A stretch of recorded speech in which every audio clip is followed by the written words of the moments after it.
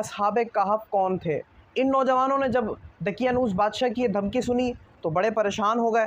اس چرواہا کے ساتھ ایک کتا تھا، صندوق کو اس دیوار کی بنیادوں میں چنوا دیا۔ بسم اللہ والحمد للہ والصلاۃ والسلام علی رسول اللہ۔ پچھلے ویلاگ میں نے سورۃ الکہف کا خلاصہ بیان کیا تھا، اور اس خلاصے میں آپ کے گوش گزار یہ کیا تھا کہ سورۃ الکہف کے اندر اصحاب کہف کا ذکر فرمایا گیا ہے۔ اسی ذکر کو تفصیلی آج کے ویلاگ میں سماعت فرمائیں۔ واقعہ کچھ یوں ہے کہ آقا کریم صلی اللہ علیہ وآلہ وسلم کے دور میں کچھ قریش مکہ یہودی علماء کے پاس گئے اور ان سے کہا کہ حضور صلی اللہ علیہ وآلہ وسلم کی بارگاہ میں حاضر ہوں اور ان سے سوال کریں تاکہ ان کے نبی ہونے کی حقیقت ہمارے اوپر واضح ہو جائے۔ اس کے جواب میں یہودی عالم نے آقا کریم صلی اللہ علیہ وآلہ وسلم سے 3 سوالات کیے، جن میں سے ایک یہ بھی تھا کہ اصحاب کہف کون تھے۔ لہٰذا اللہ تعالیٰ نے آقا کریم صلی اللہ علیہ وآلہ وسلم کو اس کا جواب سورۃ الکہف کے اندر مکمل وضاحت کے ساتھ بیان فرمایا۔ واقعہ کچھ یوں ہے کہ حضرت عیسیٰ علی نبینا وعلیہ الصلاۃ والسلام کے آسمان پر اٹھائے جانے کے بعد حضرت عیسیٰ علیہ السلام کے حواری گمراہ ہو گئے اور بتوں کی پوجا کرنا شروع کر دی۔ ان کا ایک بادشاہ تھا جس کا نام دقیانوس تھا۔ ایک دن حضرت عیسیٰ علی نبینا وعلیہ الصلاۃ والسلام کے حواریوں کو دقیانوس نے اپنے دربار میں بلوایا اور ان سے کہا کہ تمہیں چند دن کی مہلت دیتا ہوں میں کہ تم اپنے نئے دین یعنی عیسائیت سے باز آ جاؤ، ورنہ تمہیں قتل کر دیا جائے گا۔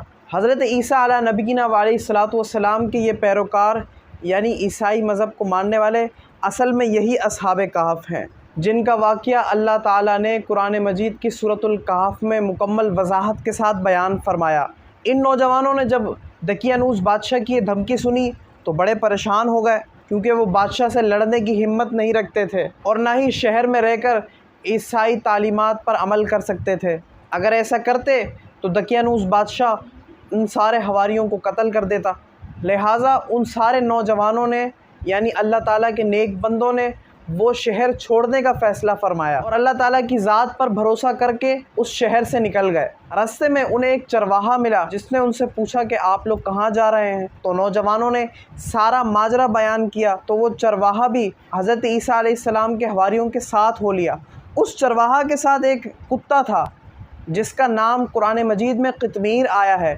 وہ کتا بھی اصحاب کہف کے ساتھ ہو لیا۔ کیا آپ کو معلوم ہے کہ اس کتے کی اتنی شان ہے کہ اس کتے نے اللہ تعالیٰ کے نیک بندوں کی پیروی کی تو اس کی عظمت و شان کا یہ عالم ہے کہ اس کتے کا نام اللہ تعالیٰ نے قرآن مجید میں قطمیر فرمایا اور فرمایا کہ قیامت کے دن اللہ تعالیٰ اس کتے کو انسانی شکل میں اٹھائے گا اور اس کتے کو بھی اصحاب کہف کے ساتھ جنت میں داخل فرمائے گا۔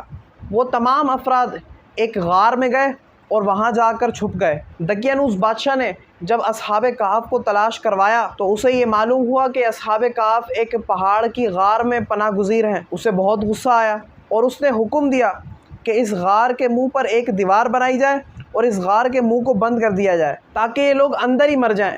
بادشاہ نے جس شخص کی ذمہ داری لگائی تھی دیوار بنانے کے لیے وہ اللہ تعالیٰ کا نیک بندہ اور ایماندار شخص تھا۔ اس شخص نے ایک کام کیا، اس نے اصحاب کہف کے نام، ان کی تعداد اور یہ پورا واقعہ تختی پر لکھوا کر ایک صندوق میں بند کیا اور اس صندوق کو اس دیوار کی بنیادوں میں چنوا دیا اور ایک تختی شاہی خزانے میں بھی رکھوا دی۔ کیا آپ کو معلوم ہے کہ اصحاب کہف نے 300 سال اس غار میں گزارے اور سوئے رہے؟ اس دوران دقیانوس بادشاہ بھی مر گیا۔ ان 300 سالوں میں بہت سارے بادشاہ آئے اور واپس چلے گئے، یہاں تک کہ 300 سن عیسوی میں تمام رومن امپائر نے عیسائیت مذہب اختیار کر لیا۔ 440 سن عیسوی میں ایک بیدروس نامی عیسائی بادشاہ کی حکومت آئی جو ایک نیک دل اور انصاف پسند بادشاہ تھا۔ اس کے دور کے اندر فرقہ واریت کا عروج تھا اور لوگوں کے درمیان میں مرنے کے بعد دوبارہ زندہ کرنے اور قیامت کے ہونے پر بڑا اختلاف تھا۔ بیدروس بادشاہ یہ چاہتا تھا کہ یہ تمام اختلافات ختم ہو جائیں، اس لیے وہ بادشاہ بہت پریشان رہتا اور اللہ تعالیٰ سے دعا کرتا تھا کہ اے اللہ تو اپنی ایسی کوئی نشانی ظاہر فرما کہ جس سے میری قوم کا ایمان دوبارہ تازہ ہو جائے اور انہیں قیامت پر اور مرنے کے بعد دوبارہ زندہ ہونے پر یقین آ جائے۔ بالآخر اللہ تعالیٰ نے اس کی دعا کو قبول فرمایا۔ ایک روز ایک چرواہا اپنی بکریوں کو چراتے چراتے اس غار کے دہانے پر پہنچ گیا اور وہ وہی غار تھا جس کے اندر اصحاب کہف موجود تھے۔ اس چرواہے نے چند لوگوں کے ساتھ مل کر اس غار کے منہ پر موجود دیوار کو گروا دیا۔ اس دیوار کے گرتے ہی تمام لوگوں کے دلوں میں ہیبت اور ڈر بیٹھ گیا اور تمام لوگ وہاں سے بھاگ گئے۔ یوں اللہ تعالیٰ کے حکم سے اصحاب کہف اس نیند سے بیدار ہوئے اور ایک دوسرے سے ہم کلام ہوئے کہ ہم کتنا سوئے ہیں۔ تو بعض نے بعض سے کہا کہ ہو سکتا ہے ہم ایک دن سوئے ہیں یا بعض دن سوئے ہیں۔ اصحاب کہف کے افراد میں سے ایک فرد کھانے کی تلاش میں بازار میں نکلا کہ کچھ کھانے کو خرید لائے۔ جب وہ بازار میں آیا تو دیکھا کہ ماجرا تبدیل ہو چکا ہے، ماحول تبدیل ہو چکا ہے، یہاں تو اسلام کا بول بالا ہے۔ وہ شخص یہ منظر دیکھ کر بڑا حیران اور بڑا پریشان ہوا۔ اسی اثنا میں اصحاب کہف کے اس فرد نے کھانا خریدنے کی غرض سے اپنے زمانے کا سکہ نکالا اور اس دکاندار کو دیا۔ جب اس دکاندار نے وہ سکہ دیکھا تو وہ یوں سمجھا کہ جیسے اس فرد کے ہاتھ کوئی بڑا پرانا خزانہ ہاتھ آیا ہے، تو اس نے اس فرد کو سپاہیوں کے حوالے کر دیا۔ سپاہیوں نے اس فرد سے دریافت کیا کہ تمہارے پاس یہ خزانہ کہاں سے آیا ہے؟ تو اصحاب کہف کے اس فرد نے فرمایا کہ میرے پاس کوئی خزانہ نہیں بلکہ میرے اپنے شہر کے سکے ہیں جن سے میں کھانا خریدنے کی کوشش کر رہا تھا۔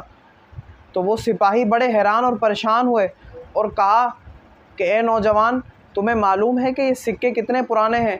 یہ سکے 300 سال پرانے ہیں۔ اصحاب کہف کے اس فرد نے سپاہیوں کو پورا واقعہ اور پورا ماجرا بیان فرمایا۔ جب سپاہی اور شہر کے دیگر افراد اس غار کے منہ پر پہنچے، اصحاب کہف کے کچھ لوگ واقعی میں وہاں پر موجود ہیں۔ سپاہیوں نے اس غار کے منہ پر بنی ہوئی دیوار کی بنیاد میں جو صندوق رکھا تھا اور اس صندوق کے اندر جو اصحاب کہف کے نام، تعداد اور یہ پورا واقعہ جو 300 سال پہلے اس نیک بندے نے لکھ کر یہاں پر دفنایا تھا وہ برآمد کر لیا۔ یہ واقعہ جب سپاہیوں نے اپنے بادشاہ بیدروس کو سنایا تو وہ اللہ تعالیٰ کا شکر ادا کرنے کے لیے سجدے میں گر گیا اور اللہ تعالیٰ کا شکر ادا کیا کہ تو نے میری دعا کو قبول فرما لیا۔ وہ بیدروس بادشاہ اصحاب کہف سے ملاقات کرنے کے لیے خود اس غار کے دہانے پر پہنچا۔ اصحاب کہف سے ملاقات کی۔ اس ملاقات میں اصحاب کہف نے اس بادشاہ کو بڑی دعائیں دیں اور اس کے بعد تمام اصحاب کہف اس غار میں واپس چلے گئے اور اس غار میں سو گئے اور وہ آج بھی وہیں پر موجود ہیں۔ اصحاب کہف کا یہ پورا واقعہ اللہ تعالیٰ نے سورۃ الکہف میں بیان فرمایا ہے۔ اللہ تعالیٰ ہمیں نیک لوگوں کی صحبت میں بیٹھنے کی توفیق عطا فرمائے، آمین۔